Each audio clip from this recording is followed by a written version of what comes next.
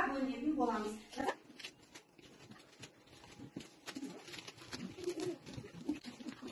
Оқушылар, өткен тақырыпты қайталау мақсатында мен сіздерге сұрақтар қоямыз. Топ лақтыру ойынымен біз өткен тақырыптарды қайталайтын боламыз. Жақсы? Нұржан, сұрақ қой. Дыбыс дегеніміз не? Дыбысты естиміз, айтамыз, жазамыз. Жарайсың. Әріп дегеніміз не?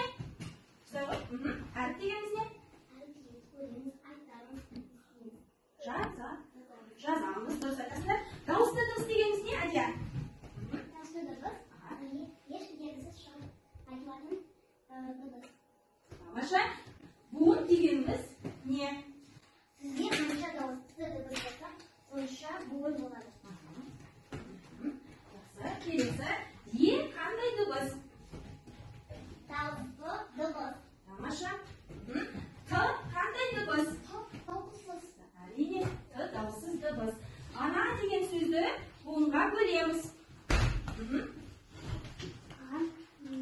Екі буын. Ол тапсырманы өте жақсы орындады. Енді сендердің алдарында суретті құрастыру тапсырмасы жатыр. Барлығымыз жақындаймыз.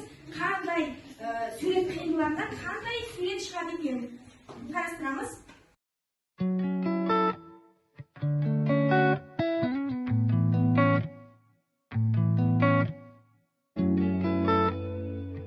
Ал енді оқушылар, жаңағы тапсырманы сендер дұрыс орындады деп ойлаймын. Қандай сурет шықты? Бірінші топ. Екінші топ. Қандай шықты?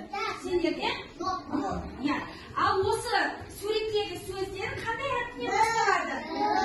Ендеше балалар, бүгін бізге Д дыбысымен әріпі қонаққа келген екен. Қане шақырайық? Сәлеметсіздер балалар. Мен сіздерге қонаққа келдім. Менің қолымдағы шамға қандай дыбыс? Тамаша. Ендеше балалар, Д дыбысы қандай дыбыс? Дауыссыз. Дұрыс айтасыздар. Ал түсі қандай балалар? Тамаша. Ендеше балалар, бүгінгі біздің сағатымыздың тақырыбы Д дыбысымен әріпі. Бүгінгі сағатымыздың мақсаты Д дыбысымен әріпін оқимыз және әдемі қылдырып оны жазатын боламыз. Оқушылар, қазір біз Д әріпі кездесетін сөздерді мына бейне баяннан қайталап отырамыз. Жақсы? Мұнда бізге салып қараңыздар. 1, 2, 3. Д әрпі. Дала. Дөңгелек. Дорба. Дәру.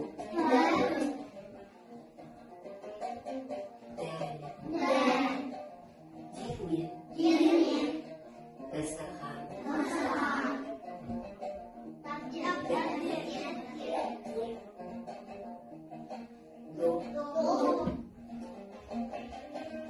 Дойма. Дәрігер.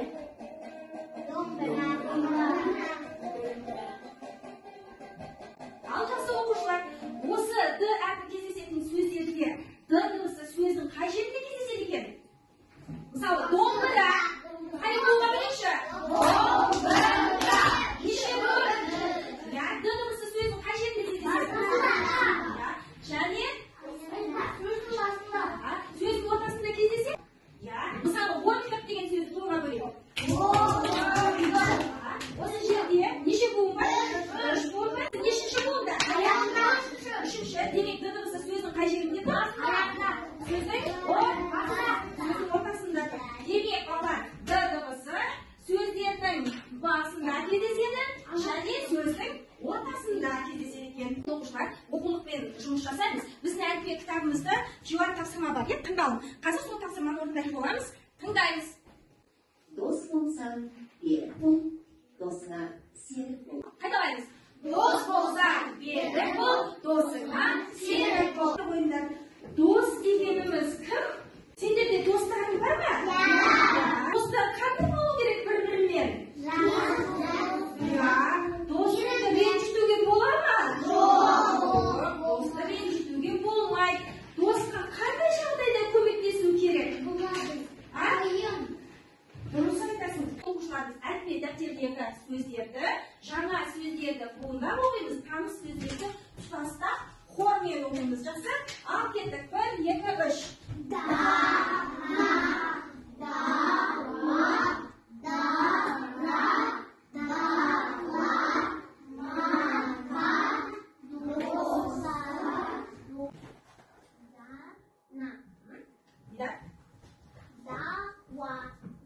Аяғын.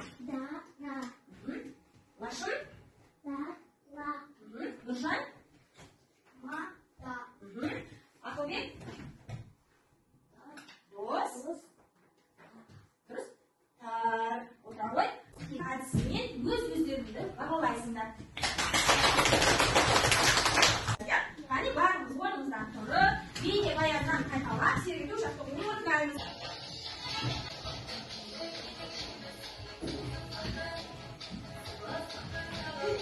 әрпінің бас әрпін және кіші әрпін әдемі көркем қылдырып жазатын боламыз. Д әріптерінің жазылуын сіздерге түсіндірейін. Мынау Д әрпінің қандай түрі? Д әрпінің бас әрпі балалар 3 элементтен жазылады. Бірінші элементі жоғарыдан төмен қарай ілмей түсіреміз. Оның аяқ жағын бұрап береміз. Бұл екінші элементі. Үшінші элементі дөңгелек жасаймыз. Бұл Д әрпінің бас әрпінің жазылуы. Екінші Д әрпінің кіші әрпі. Бұл екі элементтен тұрады. Бірінші элементі жоғарыдан төмен қарайғы бағытта дөңгелек жасаймыз да, оған ілмек қосамыз. Бұл Д әрпінің кіші әрпі. Жақсы? Енді осы әріпті біз тақтадан ауада жазайық. Жақсы? Ал бәріміз қолдарымызды көтереміз, қаламдарымызды көтереміз, қаламды қолымызға ыңғайлы ұстап аламыз. Енді жазамыз. Д әрпінің бас әрпін жазамыз. Жоғарыдан төмен қарай ілмек жасаймыз. Ілмектің аяқ жағын бұраймыз да, дөңгелек жасаймыз. Бұл Д әрпінің бас әрпі. Енді Д әрпінің кіші әрпін жазамыз. Бұл екі элементтен тұрады. Бірінші дөңгелек жасаймыз, оған ілмек қосамыз. Жақсы ма балалар? Ендеше әліппе дәптерге осы әріпті әдемі қылдырып жазамыз. Дәптерлеріңді аша қойыңдар. Мен аштым. Оқушылар дәптерге жазған кезде қалай отырамыз? Тік әдемі отырамыз және қолымызға қаламды ыңғайлы ұстаймыз. Дәптерлерін кішкене қиғаштатып қоямыз. Мен қойдым.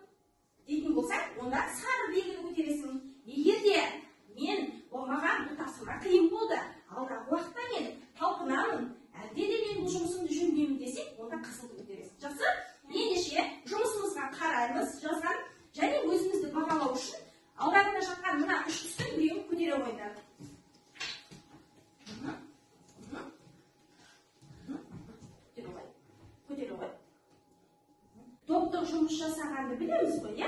Барлығымыз бірлесіп сол тапсырманы орындайтын боламыз. Бірінші топтың тапсырмасы мына жерде суреттер берілген. Сол суреттердегі Д әрпі кездесетін сөздерді ғана мына жерге іріктеп алып жабыстырасыңдар. Буындардан сөз құрастырасыңдар. Үшінші топ орындық деген сөзге дыбыстық талдау жасайсыңдар.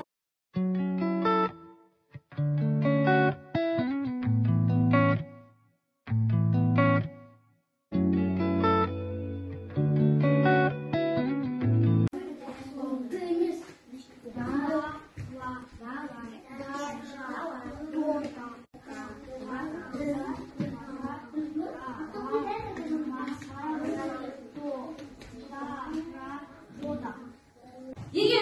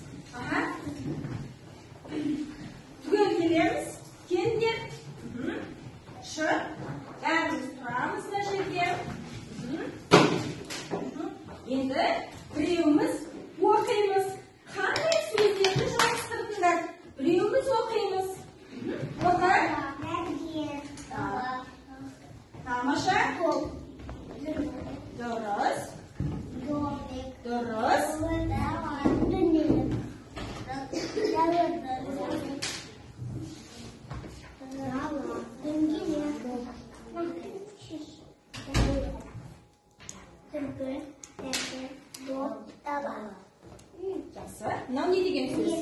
Және мынау қандай сөз? Диләк, мынау қандай сөз? Ал жұмыстарына қараймыз. Жұмыстар оңайды ма? Қандай баға бересіңдер? Бас бармақ белгісін береміз. Бәріміз көтерейік. Қандай сөздерді шығардыңдар? Әдия, сен айта ғой келесі сөзді. Әдия, дұрыс. Келесі сөз. Ага.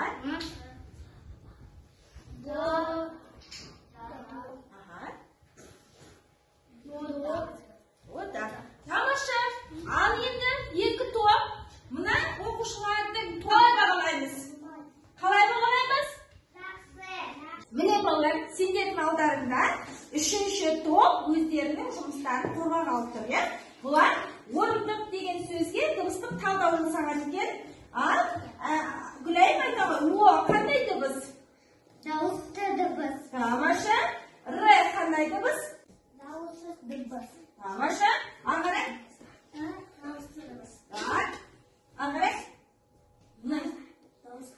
Дауыссыз дыбыс.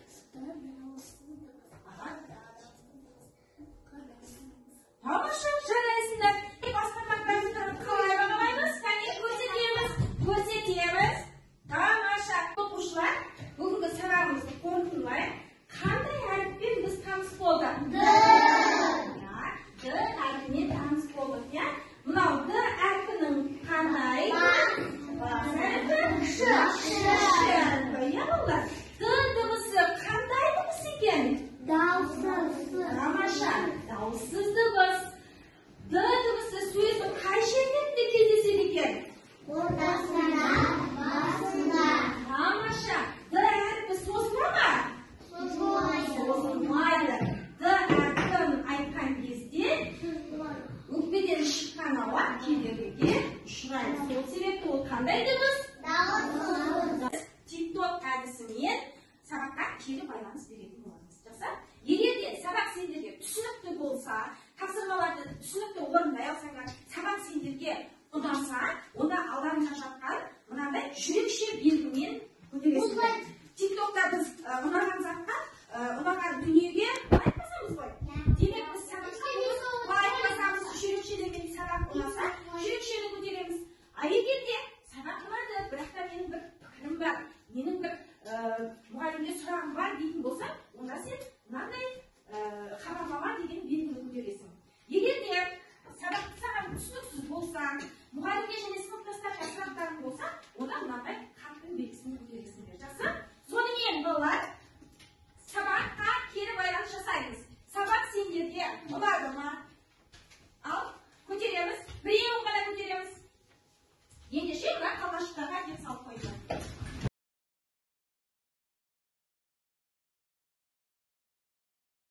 Сабағымыз аяқталды. Үйде Д дыбысы мен әріпін оқып жазып келетін боламыз.